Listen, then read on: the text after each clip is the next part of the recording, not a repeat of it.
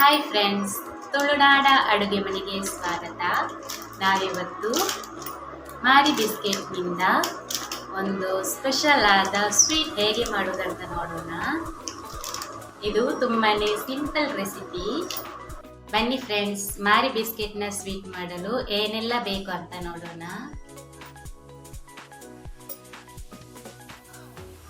1 ಕಪ್ನಷ್ಟು ಸಕ್ಕರೆ ಪೌಡ್ರ್. ನಾನಿಲ್ಲಿ ಸ್ವಲ್ಪ ಸಕ್ಕರೆಯನ್ನು ಪೌಡ್ರ್ ಮಾಡಿ ಇಟ್ಕೊಂಡಿದ್ದೇನೆ.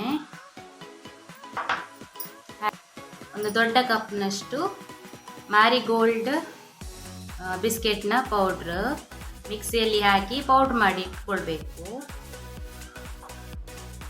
ಹಾಗೆಯೇ 4 ಟೀ ಸ್ಪೂನಷ್ಟು ಕೋಕೋ ಪೌಡ್ರ್, ಸ್ವಲ್ಪ ಗೋಡಂಬಿ, ಹಾಗೆಯೇ ಸ್ವಲ್ಪ ಬೆಣ್ಣೆ, ಸ್ವಲ್ಪ ಹಾಲು.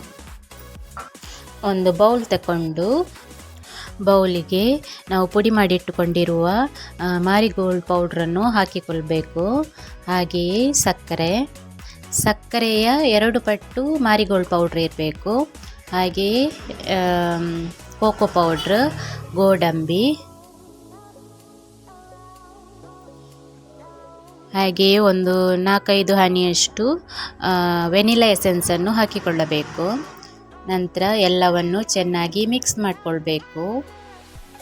ಇದು ತುಂಬಾ ಈಸಿ ರೆಸಿಪಿಯಾಗಿದೆ. ಮಕ್ಕಳಂತೂ ತುಂಬ ಇಷ್ಟಪಟ್ಟು ತಿನ್ನುತ್ತಾರೆ. ನಿಮಗೆ ಬೇಗನೆ ಏನಾದರೂ ಸ್ವೀಟ್ ಮಾಡಬೇಕಂತೆನಿಸಿದರೆ ಈ ರೀತಿಯ ಸ್ವೀಟ್ ಮಾಡಿ.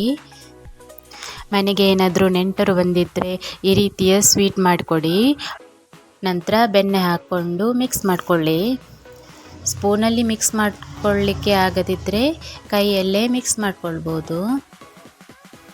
ನಾನಿಲ್ಲಿ ಕೈಯಲ್ಲೇ ಮಿಕ್ಸ್ ಮಾಡಿಕೊಂಡಿದ್ದೇನೆ.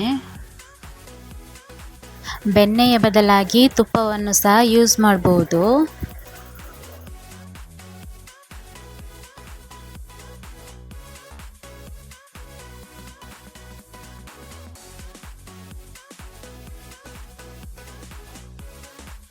ನಂತರ ಸ್ವಲ್ಪವೇ ಹಾಲು ಹಾಕುತ್ತಾ ಮಿಕ್ಸ್ ಮಾಡಿ.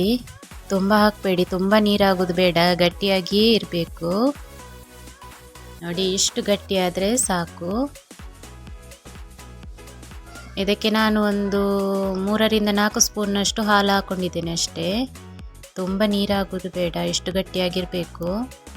ನಾನಿಲ್ಲಿ ಒಂದು ಬೇಕಿಂಗ್ ಪೇಪರನ್ನು ತೆಗೆದುಕೊಂಡಿದ್ದೇನೆ. ಅದಕ್ಕೆ ಸ್ವಲ್ಪ ಬೆಣ್ಣೆ ಸವರ್ಕೊಳ್ಬೇಕು. ನಾನಿಲ್ಲಿ ರೌಂಡ್ ಶೇಪ್ ಮಾಡೋದಂತ ಪೇಪರ್ ತಗೊಂಡಿದ್ದೇನೆ. ನಿಮಗೆ ಬೇಕಾದರೆ ಒಂದು ಪ್ಲೇಟಿಗೆ ಬೆಣ್ಣೆ ಸವರಿ ಅದರಲ್ಲಿ ಹಾಕಿ ನಿಮಗೆ ಬೇಕಾದ ಆಕಾರದಲ್ಲಿ ಕಟ್ ಮಾಡ್ಕೊಳ್ಬೋದು. ನಾನಿಲ್ಲಿ ರೌಂಡ್ ಶೇಪ್ ಮಾಡೋದಂತ ಸ್ವಲ್ಪ ಡಿಫ್ರೆಂಟ್ ಆಗಿರಲಿ ಅಂತ ರೌಂಡ್ ಶೇಪ್ ಮಾಡ್ತಿದ್ದೇನೆ. ಸ್ವೀಟ್ನ ಮಿಶ್ರಣವನ್ನು ಇಟ್ಕೋಬೇಕು. ನಂತರ ರೌಂಡ್ ಶೇಪಿಗೆ ಶೇಪ್ ಕೊಡಬೇಕು. ಈ ಸ್ವೀಟಿಗೆ ಪಾಕ ಮಾಡುವ ಅಥವಾ ಬೇಯಿಸುವ ಅವಶ್ಯಕತೆ ಏನೂ ಇರುವುದಿಲ್ಲ. ತುಂಬ ಈಸಿಯಾಗಿ ಮಾಡಬಹುದು. ಈ ಸ್ವೀಟನ್ನು ತಿನ್ನಲಿಕ್ಕೂ ಕೂಡ ಅಷ್ಟೇ ಟೇಸ್ಟಿಯಾಗಿರುತ್ತದೆ. ನೋಡಿ, ಈ ರೀತಿಯಾಗಿ ರೌಂಡ್ ಶೇಪ್ ಮಾಡಿಕೊಂಡು 2 ಕಡೆಯಿಂದ ಪೇಪರನ್ನು ಕವರ್ ಮಾಡಬೇಕು.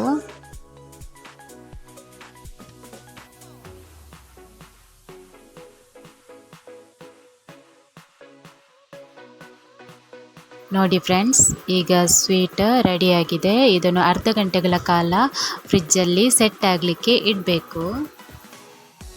ಫ್ರೆಂಡ್ಸ್, ನನ್ನ ಈ ವಿಡಿಯೋಸ್ ನಿಮಗೆ ಇಷ್ಟ ಆದರೆ ಪ್ಲೀಸ್ ಲೈಕ್ ಮಾಡಿ, ಕಮೆಂಟ್ ಮಾಡಿ. ನೀವಿನ್ನೂ ನನ್ನ ಚಾನಲನ್ನು ಸಬ್ಸ್ಕ್ರೈಬ್ ಮಾಡಿಲ್ಲ ಅಂದರೆ ಸಬ್ಸ್ಕ್ರೈಬ್ ಮಾಡಿ. ಪಕ್ಕದಲ್ಲಿರುವ ಬೆಲ್ ಬಟನನ್ನು ಒತ್ತಿ ಆಲ್ ಅಂತ ಕ್ಲಿಕ್ ಮಾಡಿ. ನಾನು ಹಾಕುವ ಎಲ್ಲ ವೀಡಿಯೋಸ್ನ ನೋಟಿಫಿಕೇಷನ್ ಬರ್ತದೆ. ಹಾಗೆ ನಿಮ್ಮ ಫ್ರೆಂಡ್ಸ್ಗೆ, ಫ್ಯಾಮಿಲಿಗೆಲ್ಲ ಈ ವಿಡಿಯೋಸ್ನ ಶೇರ್ ಮಾಡಿ. ಫ್ರೆಂಡ್ಸ್, ನಾವು ಸ್ವೀಟನ್ನು ಪ್ಲೇಟಲ್ಲಿ ಮಾಡೋದಾದರೆ ಹೀಗೆ ಒಂದು ಪ್ಲೇಟಿಗೆ ತುಪ್ಪ ಅಥವಾ ಬೆಣ್ಣೆಯನ್ನು ಸವರಿ ನಾವು ರೆಡಿ ಮಾಡಿ ಇಟ್ಟುಕೊಂಡಿರುವಂತಹ ಸ್ವೀಟ್ನ ಮಿಶ್ರಣವನ್ನು ಹಾಕಿಕೊಂಡು ಹೀಗೆ ಸಮನಾಗಿ ಸ್ಪ್ರೆಡ್ ಮಾಡಿಕೊಳ್ಬೇಕು. ಸ್ಪ್ರೆಡ್ ಮಾಡಿಕೊಂಡು ಅಲ್ಲಿಗೆ ಪ್ರೆಸ್ ಮಾಡಿಕೊಳ್ಬೇಕು. ಹೀಗೆ ಪ್ರೆಸ್ ಮಾಡ್ಕೊಂಡ ನಂತರ ನಾವು ಸೆಟ್ ಆಗಲಿಕ್ಕೆ ಫ್ರಿಜ್ಜಲ್ಲಿ ಒಂದು ಅರ್ಧ ಗಂಟೆಗಳ ಕಾಲ ಇಡಬೇಕು. ಅರ್ಧ ಗಂಟೆ ಆದ ನಂತರ ತೆಗೆದು ಹೀಗೆ ನಿಮಗೆ ಬೇಕಾದ ಆಕಾರದಾಗೆ ಕಟ್ ಮಾಡಿಕೊಂಡು ಸ್ವೀಟನ್ನು ತೆಗಿಬೋದು. ನೋಡಿ, ಹೀಗೆ ಚಾಕುವಿನಿಂದ ಸ್ವಲ್ಪ ಎಬ್ಬಿಸಿದರೆ ಸಾಕು, ಬೇಗನೆ ಎದ್ದು ಬರುತ್ತದೆ. ನಿಮಗೆ ಯಾವ ಶೇಪ್ ಬೇಕೋ ಆ ಶೇಪ್ ಕೊಡ್ಬೋದು.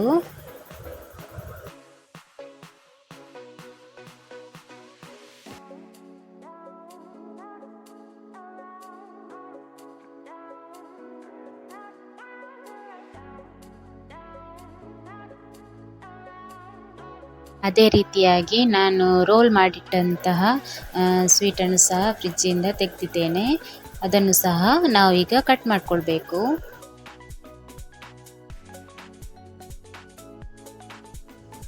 ಫ್ರಿಜ್ಜಲ್ಲಿ ಇಟ್ಟ ಕಾರಣ ಸ್ವಲ್ಪ ಗಟ್ಟಿಯಾಗಿದೆ. ಬೇಕಾದರೆ ಸ್ವಲ್ಪ ಹೊತ್ತು ಬಿಟ್ಟು ಸಹ ಕಟ್ ಮಾಡ್ಕೊಳ್ಬೋದು. ಫ್ರಿಜ್ಜಲ್ಲಿ ನಾವು ಇಡೋದು ಯಾಕಂದರೆ ಸ್ವಲ್ಪ ಸೆಟ್ ಆಗಲಿ ಅಂತ. ಈ ರೀತಿ ಕಟ್ ಮಾಡಿದ ನಂತರ ಒಂದು 5 ನಿಮಿಷ ಬಿಟ್ಟು ತಿಂದರೆ ತುಂಬಾ ಸ್ಮೂತ್ ಆಗಿರುತ್ತದೆ. ಬಾಯಲ್ಲಿ ಇಟ್ಟರೆ ಹಾಗೆಯೇ ಪೇಡದ ರೀತಿಯಾಗಿ ಕರಗ್ತದೆ. ಇದಕ್ಕೆ ಚಾಕ್ಲೇಟ್ ಫ್ಲೇವರ್ ಹಾಕಿರೋದರಿಂದ ಮಕ್ಕಳಂತೂ ತುಂಬಾ ಇಷ್ಟಪಡುತ್ತಾರೆ. ನೋಡಿ ಫ್ರೆಂಡ್ಸ್, ಸೂಪರ್ ಆಗಿರುವ ಮಾರಿ ಬಿಸ್ಕೆಟ್ನಿಂದ ಮಾಡಿದ ಸ್ವೀಟ್ ತುಂಬಾ ಚೆನ್ನಾಗಿರುತ್ತದೆ. ಈಸಿಯಾಗಿ ತುಂಬಾ ಬೇಗ ಮಾಡ್ಬೋದು.